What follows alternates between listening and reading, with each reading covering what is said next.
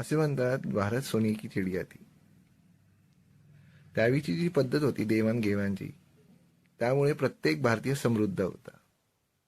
नंतर अनेकांनी आपल्यावर आक्रमणं केली. आपली व्यवस्था, अर्थव्यवस्था बिघडवण्याचा खूप प्रयत्न केला.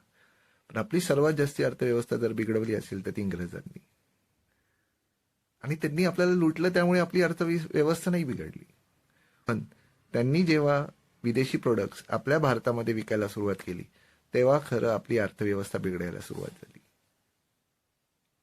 अनेक अशा प्रोडक्ट्स, अनेक कंपन्या अजूनही भारतात आहेत, ते तेव्हापासून म्हणजे आपल्या पारतंत्र्याच्या काळापासून भारतामध्ये आपला माल विक्री करत आहेत.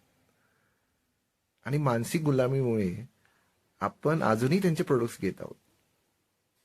आपल्याला या मानसिक गुलामीतून बाहेर पडलं पाहिजे मित्रांनो.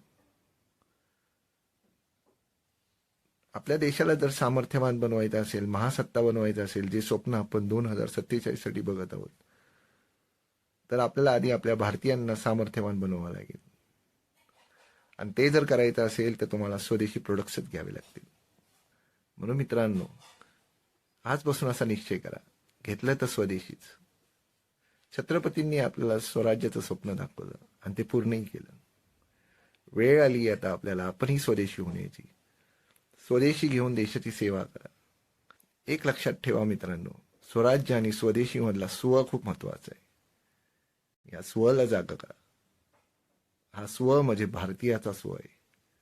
हा स्व म्हणजे स्वातंत्र्याचा स्व आहे. जेव्हा तुम्ही भारतीय प्रोडक्ट्स घ्याल, तेव्हा आपल्या भारत सरकारला, आपल्या राज्य सरकारला त्या पैशाचा उपयोग होईल. आणि तोच पैसा फिरून परत आपल्याकडे येणार आहे.